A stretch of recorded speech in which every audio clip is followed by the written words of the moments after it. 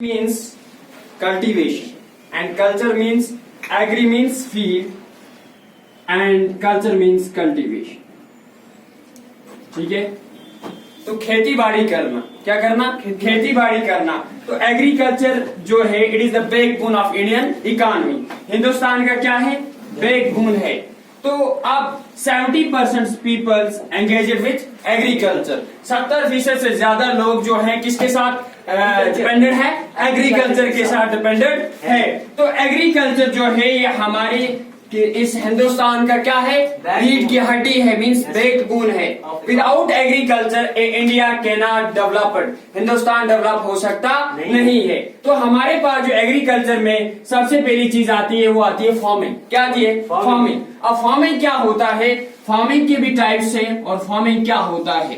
अब फार्मिंग का सबसे पहला टाइप से उसे कहते हैं परमेटिव सब्सटेंसिव फार्मिंग. अब what is substantive? Substantive means minimum. जमीन मिनिमम है, उसमें मैं अपनी और अपनी फैमिली की फूड तैयार करता हूँ, उसे हम कहते हैं सब्सटेंसिव फार्मिंग. क्या कहते हैं? Subsistence farming. उसके बाद आता है primitive subsistence. Primitive means dictionary means old. क्या? ओल्ड. और जिस खेती बाड़ी में पुराने हथियार इस्तेमाल किए जाएं उसे हम परमेटिव सब्सटेंसिव कहते हैं. And next one is called next one that is intensive substantive farming. Intensive means जमीन तो मिनिमम है बट लेबर जो है सबसे ज्यादा हम क्या करते हैं? यूज करते हैं. फॉर एग्जाम्पल जब हम शाली लगाते हैं तो एक खेत में कितने सारे लेबर्स होते? बहुत सारे लेबर्स होते हैं.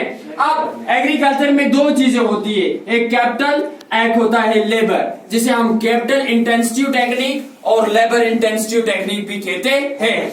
जो कैपिटल है, जो हमारे पास कैपिटल इंटेंसिव टेक्निक है, तो इसमें क्या होता है? इसमें मशीनरीज का इस्तेमाल होता है.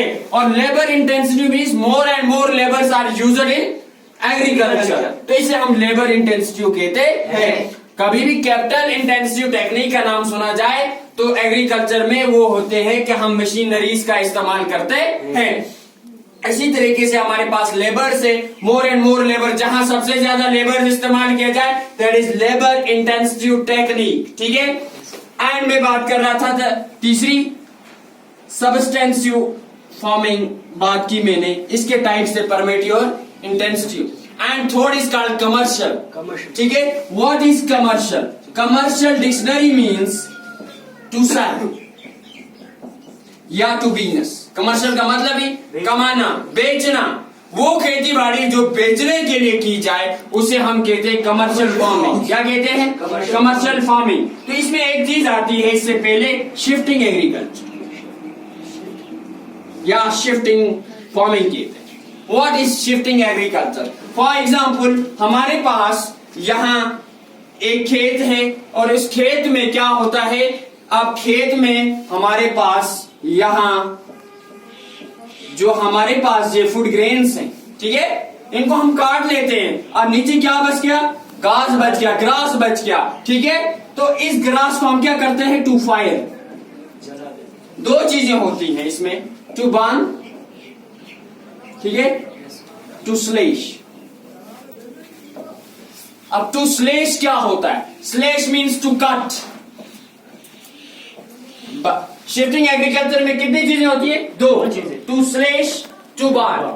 स्लेश मीन्स टू कट, किसी चीज का कटिंग करना, and to burns to fire, कि हमने उसको जला दिया. तो अब जो ये हमारे पास जो घास था, पहले फूड ग्रेन्स को हमने कट किया कि हम खाते पीते हैं इसको.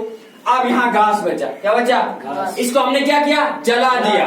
अब टू फायर, कि इसको हमने जब जलाया, जलाने की वजह से क्या हुआ? इस जमीन पे एश आ गया, क्योंकि जल गया. किस फॉर्म में आ गया? एश. अब जमीन क्या बन गई? फर्टाइल बन गई. क्या बन गई? फर्टाइल. अब जब जमीन फर्टाइल बन गई तो उधर प्रोडक्शन क्या होगी? ज्यादा होगी. जब प्रोडक्शन ज्यादा होगी, कुछ देर के बाद उस जमीन में न्यूट्रिएंट्स खत्म हो जाएंगे. अब न्यूट्रिएंट्स जब उस जमीन में खत्म हो गए, क्यों खत्म हुए? टू फायर, क्योंकि गर्मी की वजह से, आग की वजह से न्यूट्रिएंट खत्म हो गए. अब इस जमीन को छोड़ के दूसरी जमीन पे जाएंगे, इसे हम कहते हैं शिफ्टिंग एग्रीकल्चर. क्योंकि ये जमीन थी अनफर्टाइल होगी.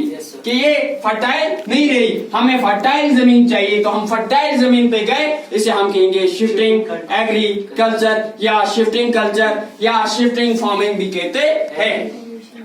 उसके बाद आते हैं मेजर क्रॉप्स, नहीं seasonal crops, Robbie, kharif and zaid crops पढ़ा है आपने।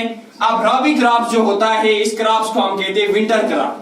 क्या होते हैं? Winter. Kharif crop is called also called as summer crop and zaid, इन दो के दरमियान जो क्रॉप्स उगते हैं उसे हम ज़ैद क्रॉप कहते हैं। इसी के बाद एक चीज और आती है हमारे पास, हार्वेस्ट। हार्वेस्ट क्या हुआ? जब काटना, जब हमारी जो खेती बाड़ी तैयार हो जाए, उसका आखिरी वक्त हो उसको काटना, तो उसे हार्वेस्ट कहते हैं। अब हमारे पास जो रबी क्रॉप है, ये कब स्टार्ट होता है? ये स्टार्ट होता है रबी क्रॉप सितंबर में। हम इसको क्या करते हैं?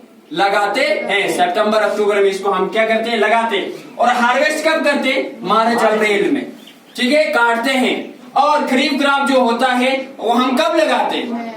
हाँ, हम लगाते हैं अब अप्रैल में या मई में, अप्रैल मई में लगाते हैं। हार्वेस्ट कब करते? सितंबर में करते हैं। तो अब हमारे पास अगर पहली खरीफ क्रॉप का नाम सुना जाए तो वो राइस है, ठीक है। अब राइस को क्या चाहिए? बहुत सारा टेम्परेचर चाहिए, मीन्स 26 डिग्री अबोव टेम्परेचर चाहिए, 150 से अबोव रेनफॉल चाहिए, सेंटीमीटर रेनफॉल चाहिए। और जो राइस बाउलिंग स्टेट है वो है वेस्ट बंगाल। क्या है? वेस्ट बंगाल। अब वेस्ट बंगाल जो है ये कितने परसेंट राइस प्रोड्यूस करता है? 14.39%, ठीक है। तो अब हमारे पास सेकंड है पंजाब। पंजाब में 11.01% राइस पाए जाते हैं। अब ये क्यों हम इस कहते हैं rice bowling state of India? क्योंकि ये on the base of quantity, on the base of quality. Quality के भी राइस पाए जाते हैं, क्वांटिटी के भी राइस पाए जाते हैं। एंड सेकंड पे आता है पंजाब। अब जो पंजाब है, पंजाब सेकंड पे आता है। इसी तरीके से फिर आता है हमारे पास ये तो राइस बाउलिंग सिटी। अब कश्मीर में राइस बाउलिंग सिटी कौन सी है? पहले कुलगाम थी, आज पुलवामा है, क्योंकि पुलवामा में ज्यादा राइस पाया जाता है on the basis of quality, on the base of quantity. Thanks, have a nice day.